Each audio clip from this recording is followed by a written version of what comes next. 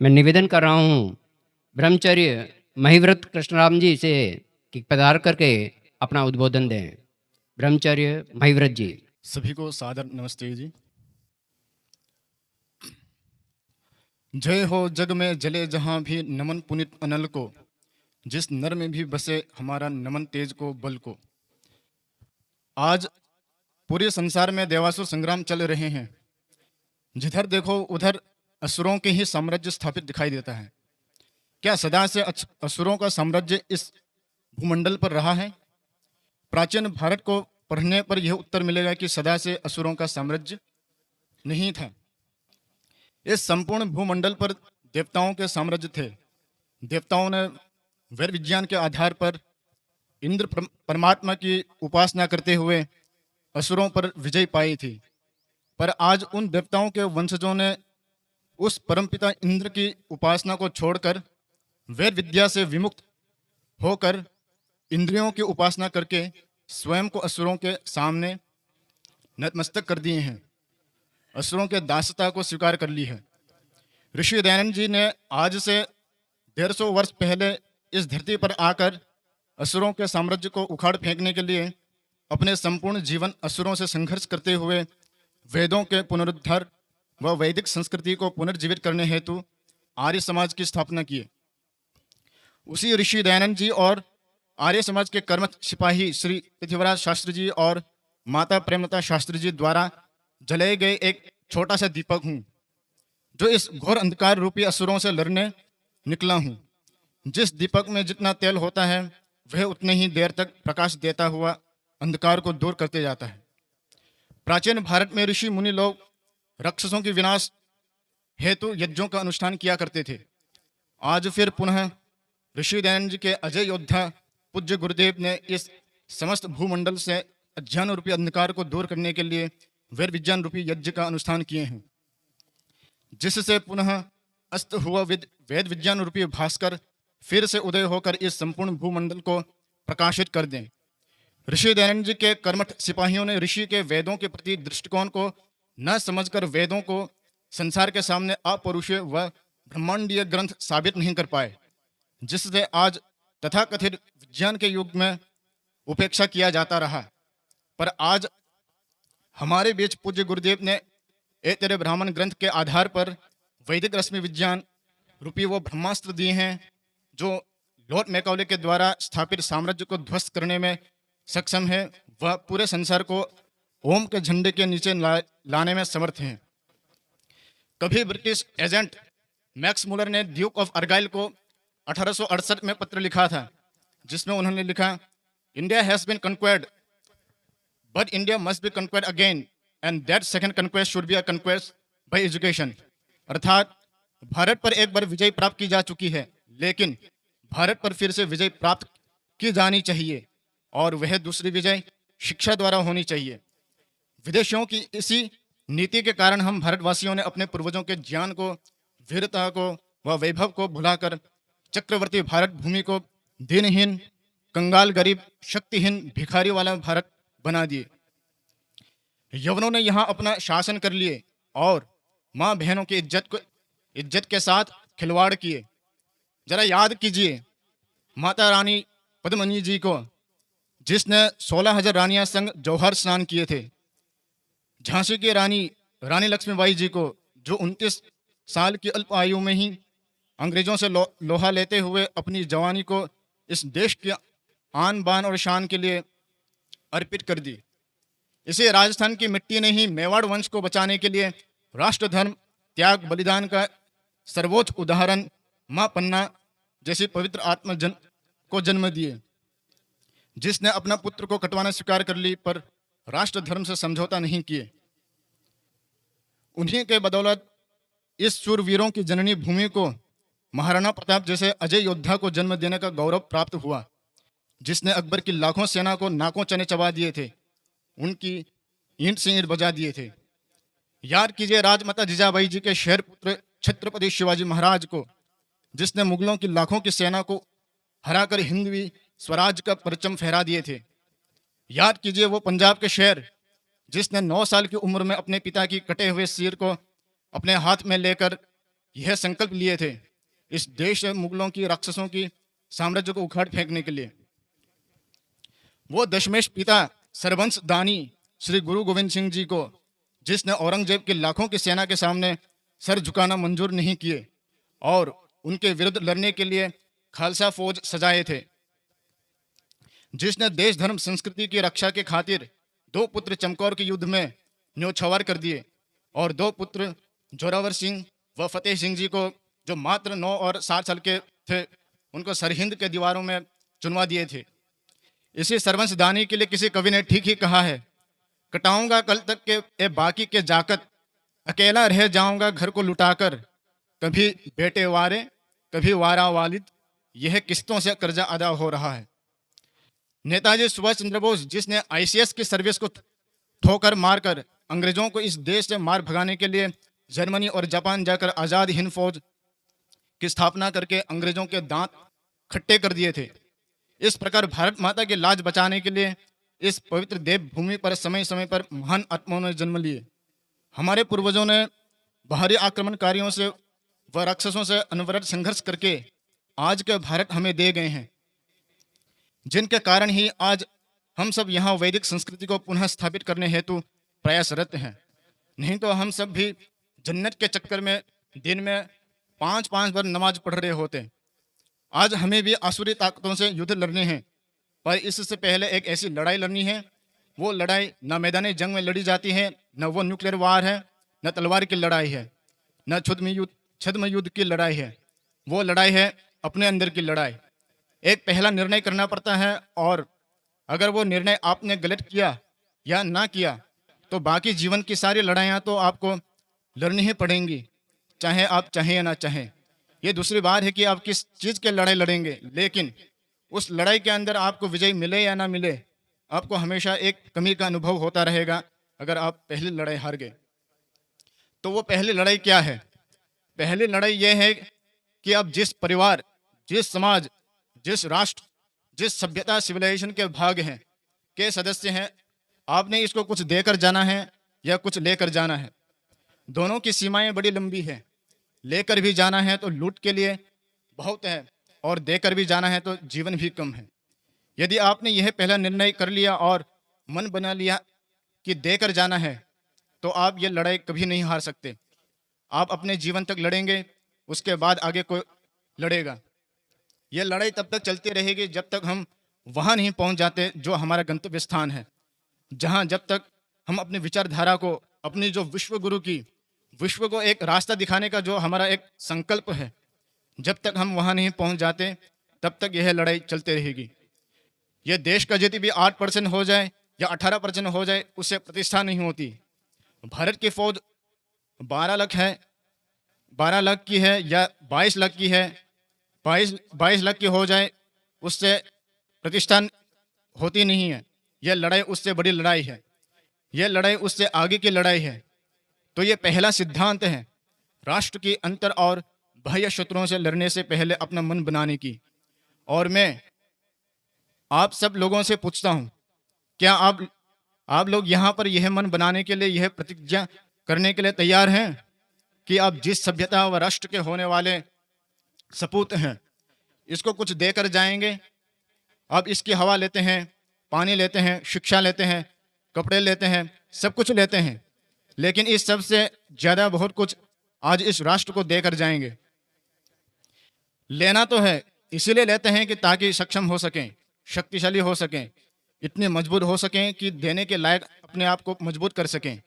आप लेते हैं शारीरिक रूप से शक्तिशाली बनाने के लिए, मानसिक रूप से व आत्मिक रूप से शक्तिशाली स्वयं को बनाने के लिए, लेकिन ये सब आप इसलिए लेते हैं कि किसी न किसी दिन, किसी न किसी रूप में मैं इस देश को वो देकर जाऊंगा कि जिससे इस देश का, इस राष्ट्र का, इस सभ्यता का, इस धर्म का एक नया आयाम स्थापित हो, एक नया बेंचमार्क स्थापित हो, कि जहाँ तक आप इसको ले गए, आगे से ले जाने वाले रिले रेस के अंदर में आपने इतनी अपनी टीम को लीड दी कि आगे जाने वाली टीम इसको आगे बहुत ले जा सकते हैं।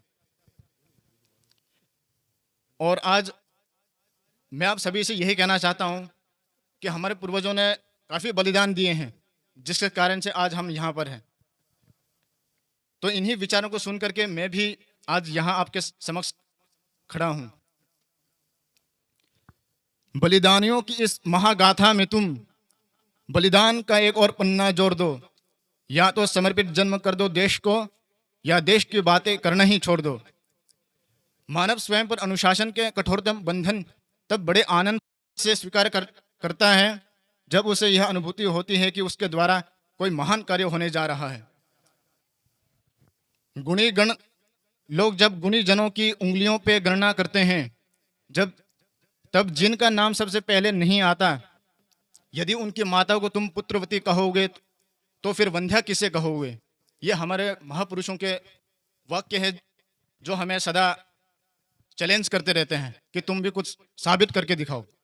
तो इन्हीं वक्तव्यों के साथ मैं अपना वाणी को विराम देता हूँ। जय हिंद, जय माँ वेद भारती।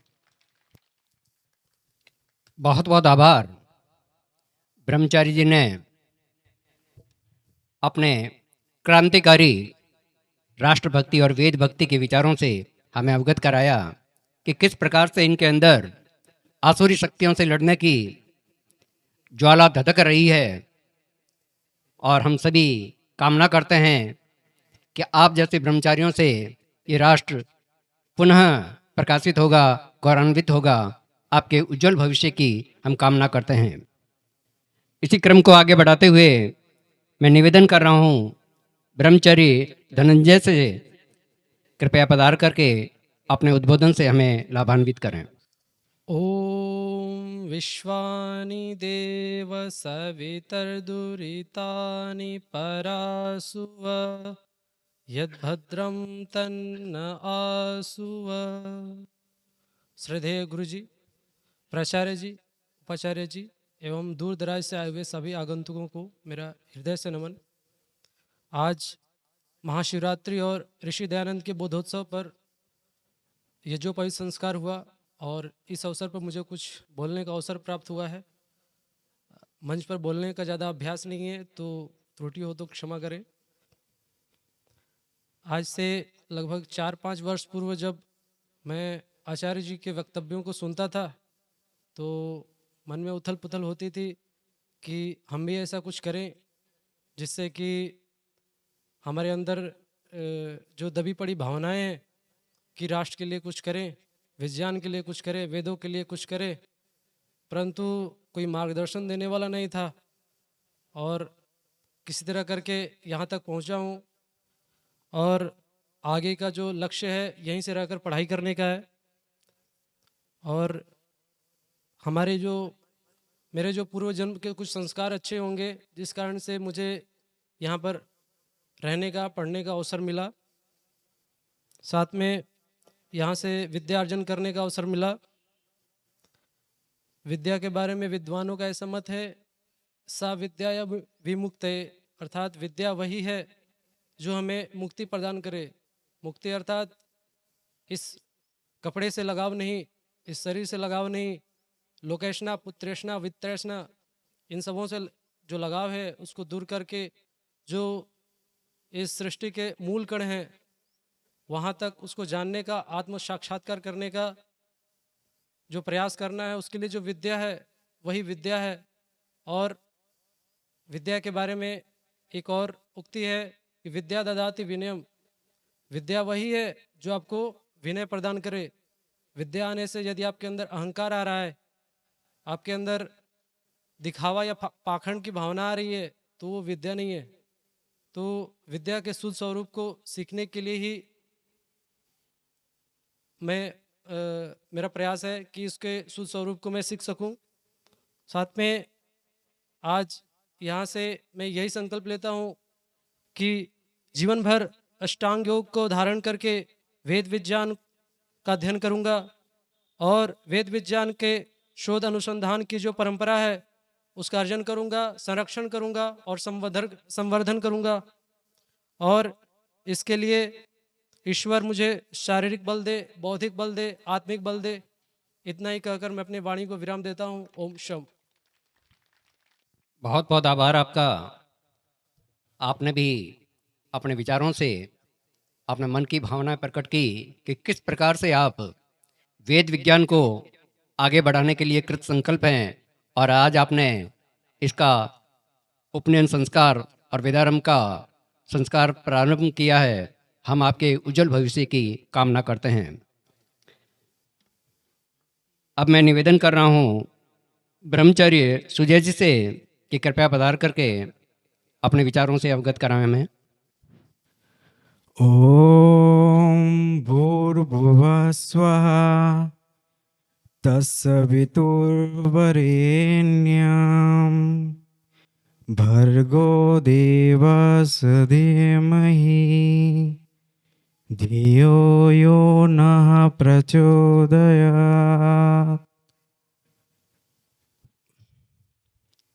आदरणीय गुरुजी और उपस्थित सभी सज्जनों, मातृशक्ति और मेरे देशवासियों, आप सभी को हृदय से नमन। आज मैं यहाँ अपनी जीवन की एक महत्वपूर्ण मोड़ पर खड़ा हूँ। मैं ब्रह्मचारी सुजय पश्चिम बंगाल से एक छोटी सी गांव से आप सभी के सामने अपना परिचय एवं अपनी उद्देश्य को रखने का प्रयास कर रहा हूँ। मेरा जीवन एक साधारण गांव के बालक के जीवन रहा है। मैंने शिक्षा प्राप्त किया एमए अंग्रेजी से और नेट परीक्षा की भी उत्तीर्ण की, लेकिन सहायक प्रोफेसर बनने का मेरा सपना पूरा नहीं हो सका। फिर मैंने हार नहीं मानी और एक स्कूल और कोचिंग सेंटर में अपने अध्यापन की कार्य शुरू किया। मेरा ये परिवर्तन कैसे हुआ, इसके लिए मैं 2 शब्द कहना चाहता हूँ। एक समय था जब मैं केवल अपने के बारे में सोचता था, मांसाहारी था, अंग्रेजी भाषा पर गर्व था, लेकिन परम पूजनीय आचार्य श्री अग्निव्रत जी के सत्य ज्ञान पे मेरा जीवन में पूरी तरह से बदल दिया। मेरे वेद और मैंने वेदों के महत्व को समझा। मांसाहार वेद विरोधी सभी चीज को मैंने छोड़ दिया और ब्रह्मचर्य का पालन करना शुरू किया। अब मेरा एकमात्र लक्ष्य है वेद को, विज्ञान को दुनिया भर फैलाने का, और इसके लिए ही मैं जीवन का अमृत सत्य, सेवा और समर्पण का अपनाया है। ये क्षण मेरे लिए अत्यंत महत्वपूर्ण है क्योंकि मैं इन पुरुषार्थ के साथ कहना चाहता हूँ जिन्होंने मेरे जीवन को एक तरह से बदल दिया एवं नई दिशा प्रदान किया। जीवन एक अनमोल उपहार है और इस उपहार को सार्थक बनाने के लिए हमें पुरुषार्थ को अपनाना चाहिए। ये पुरुषार्थ है सत्य, सेवा और समर्पण की। सत्य वो आधारशिला है जिस पर हमारा जीवन चरित्र निर्माण होती है। सत्य की राह पर चलना कठिन अवश्य है, परंतु ये वो मार्ग है जो हमें अत्यंत शांति और संतोष प्रदान करती है। सेवा का भाव हमारे जीवन को परोपकार के ओर ले जाता है। जब हम दूसरे को सहायता करते हैं तो ना केवल अपनी सहायता करते हैं बल्कि अपने भीतर की जो आनंद अनुभव होती है वो अनमोल होती है। सेवा का अर्थ केवल भौतिक सहायता करना बल्कि नहीं है, बल्कि दूसरे को समर्पण और सहानुभूति और प्रेम का भाव भी रखना जरूरी है। समर्पण वो शक्ति है जो हमें अपनी लक्ष्य को प्राप्त करने के लिए सहायता करते हैं। जब हम किसी कार्य को पूर्ण समर्पण के साथ करते हैं तो सफलता अवश्य मिलते हैं। समर्पण का अर्थ ये है अपने पुरुषार्थ के प्रति पूरी तरह से समर्पित हो जाओ, चाहे कितना भी कठिनाई क्यों ना आए। मैंने अपने जीवन में इन मूल्यों को अपनाने का प्रयास किया है। मैंने ये अनुभव किया है जब हम सत्य के राह पर चलते हैं तो हमारे मन शांत रहता है। जब हम दूसरे की सेवा करते हैं तो हम आत्मिक संतोष मिलता है, और जब हम किसी कार्य को पूर्ण समर्पण के साथ करते हैं तो हमें असंभव को भी संभव करने का प्रयास दिल में और दिमाग में रहता है। आज मैं आप सभी के सामने ये आग्रह करना चाहूंगी कि आप भी अपने जीवन में इन पुरुषार्थों को अपनाइए। सत्य, सेवा और समर्पण की भी वो जो अमृत है जो हमारे जीवन को एक सुंदर और सार्थक बनाने का प्रयास में सभी के नींव और कोई नहीं। ये तो परम ईश्वर की दिया हुआ रचा हुआ वेद है। वेद का ज्ञान और विज्ञान समग्र मानव के लिए है। आइए हम सब मिलकर ऐसे समाज का निर्माण करें जहाँ सत्य की प्रतिष्ठा हो, सेवा का भाव हो और समर्पण की भावना हो। अंत में मैं उन्हीं सभी गुरुजनों का आभार व्यक्त करना चाहती हूँ जिन्होंने मुझे इन मूल्यों को सिखाया और मेरे जीवन का एक नई दिशा दी और इस दिशा को चिरस्थायी बनाया। मेरे आदर्श सत्य सनातन मार्ग पर चलने वाले, सबके हितकारी, एक दिव्य ज्योति, महान वैज्ञानिक जिन्होंने इतिहास रच दिया, वो हमारे आचार्य श्री गुरु जी है। गुरु जी के चरणों में मेरे कोटि कोटि नमन। और यदि कोई भूल त्रुटि हुई तो मुझे क्षमा कर दीजिए। जय माँ वेद भारती, जय माँ वेद भारती, जय माँ वेद भारती। नमस्ते।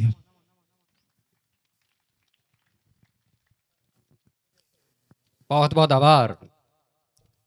आपने अपने मन के उद्गार व्यक्त किए कि किस प्रकार सत्य के प्रति समर्पित होकर के हम ऊंचाइयों पर पहुंच सकते हैं, राष्ट्र का उद्धार कर सकते हैं। जैसा कि आपने बताया कि आप एक प्रोफेसर बनना चाहते थे लेकिन उसमें सफल नहीं हुए, तो परमात्मा आपको केवल प्रोफेसर नहीं बनाना चाहता, वो तो आपको बहुत ऊंचाइयों तक ले जाना चाहता है। इसीलिए आपको यहाँ पर आने का अवसर प्राप्त हुआ और पूज्य स्वामी जी का सानिध्य प्राप्त हुआ, और निश्चित रूप से आप एक दिन एक सितारे की भांति चमकेंगे, आप इस राष्ट्र को एक नई दिशा देंगे। इसी कामना के साथ में बहुत बहुत आभार आपका। धन्यवाद।